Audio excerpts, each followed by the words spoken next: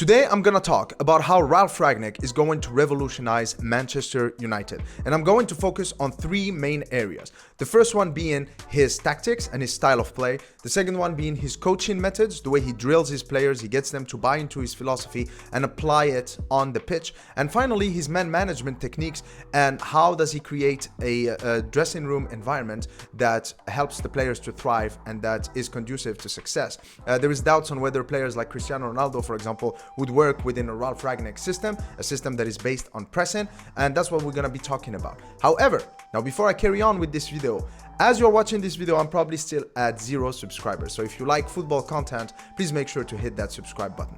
Okay, so without further ado, let's get going.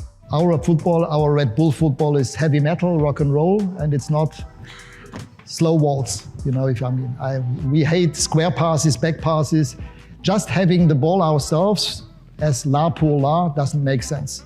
Well, so according to the man himself, his brand of football, his style of football is a high-octane, high-tempo kind of football. And now this is music to my ears as a Manchester United fan because for the past 8 years we've been complaining about sideway and backward passes. But it seems that Ralf Rangnick is focused more on an attack, direct kind of football, which is way more entertaining and based on the teams that have been successful in the past few years is definitely highly effective. When you look at teams like Liverpool or Bayern Munich or now Chelsea under Tuchel, they've been really successful with this brand of football. Now I'm not really gonna focus much on the formations that he uses, but he has used a variety of systems throughout the years, throughout his career, mainly using a 3-5-2 at Hoffenheim and then a 4-2-2-2. So that's a 4-4-2 with wingers that tuck inside and that play more like playmakers rather than traditional wingers at RB Leipzig. But he is a master tactician, so he'll be able to adapt to the needs and to the strengths and to cover the weaknesses of the players that we have, the squad that we have at Manchester United.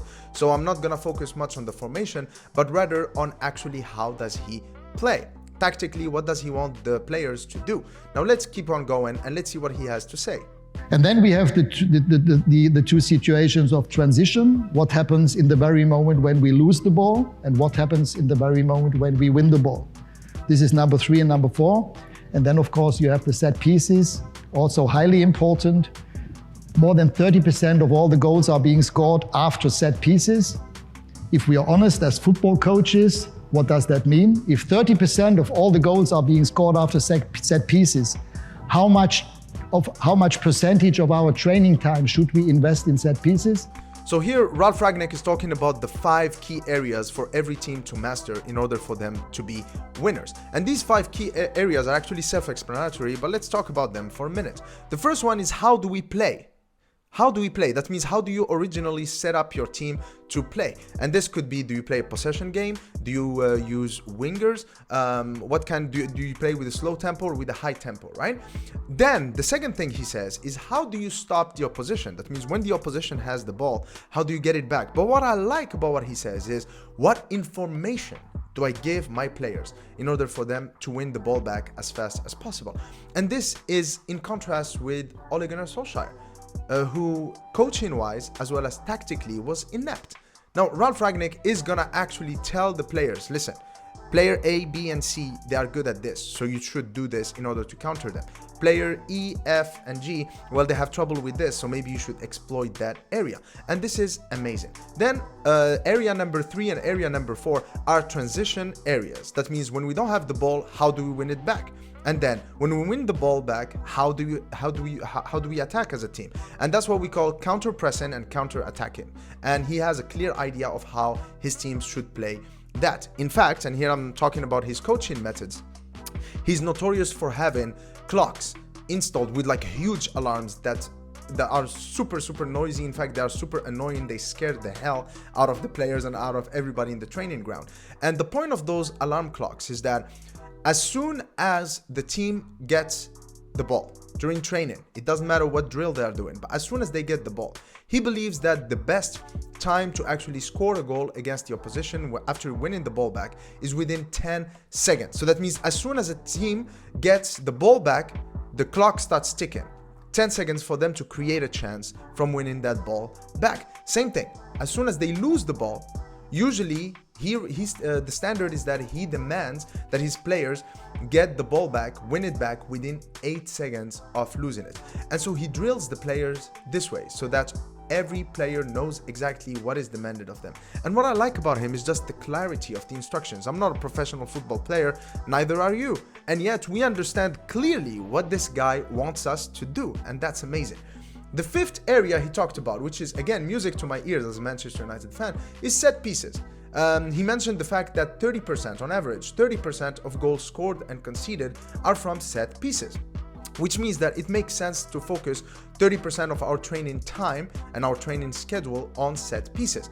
As a Manchester United fan, I don't think we have scored enough goals from set pieces, and we have conceded way too many goals from set pieces. And so again, this is music to my ears. Now, about his coaching methods, there is a concept that he talks about that really is amazing. He didn't talk about it in this on this interview, but I've seen it in other articles and other written interviews that he had, when he talks about training the brain.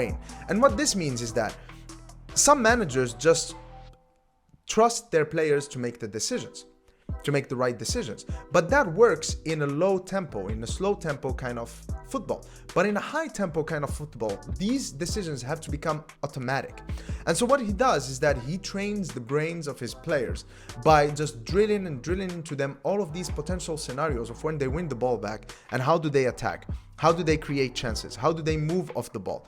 That it just becomes second nature to them when they are on the pitch. And this again is a huge contrast between what Ralf Rangnick is doing and between what Ole Gunnar Solskjaer did. These players are gonna have a huge shock, and I'm sure it's gonna be an amazing shock, a very, very good kind of shock. And I think that it's gonna be conducive to success for Ralf Rangnick and for Manchester United in the short and in the long term.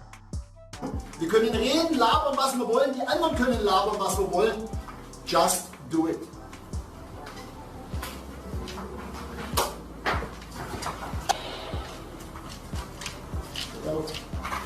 Genau!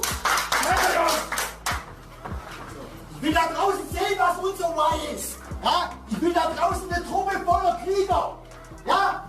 Schlagt zurück mit allem, was ihr habt. Weil da, wo wir hinwollen, kriegen wir nichts geschenkt. Nirgendwo. Und deswegen geht jetzt raus und holt euch das, was ihr wollt. Now, from this video, we can clearly see that Ralf Rangnick is truly the motivator. Now, he doesn't look like it. He looks kind of cold, kind of distant, kind of more of a technical coach rather than, you know, a man manager, a motivator. But this video actually shows the contrary.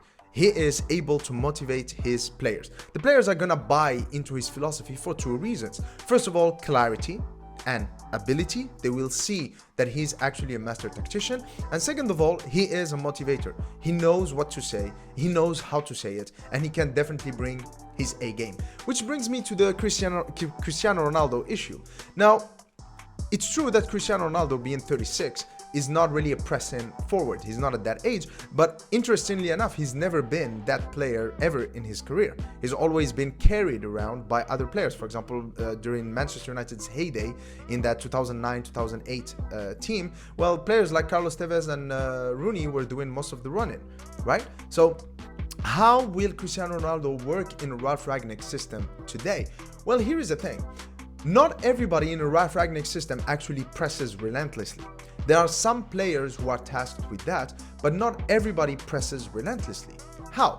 Ralf Rangnick relies on creating traps that are recognized as triggers by his players. So what do is basically you close the passing lanes for the opposition so that you push them toward a certain area of the pitch where then you just attack them like a wolf pack, right? And so Cristiano Ronaldo, being a very smart player who's got great anticipation and great positioning, he can actually do that. So instead of, let's say, a ball is passed from the goalkeeper to the center backs, the opposition center backs, instead of having Ronaldo actually sprinting to press the center backs, rather he can actually stand between both the center backs, or maybe close the lane between the center backs and the defensive midfielders in order to push them more towards the fullbacks. Now this would trigger, let's say for example, players like Luke Shaw and Rashford on the left to actually do the pressing together with the other midfielders pushing higher up. And so Cristiano Ronaldo definitely could work in this system, and we can't ignore his goal threat.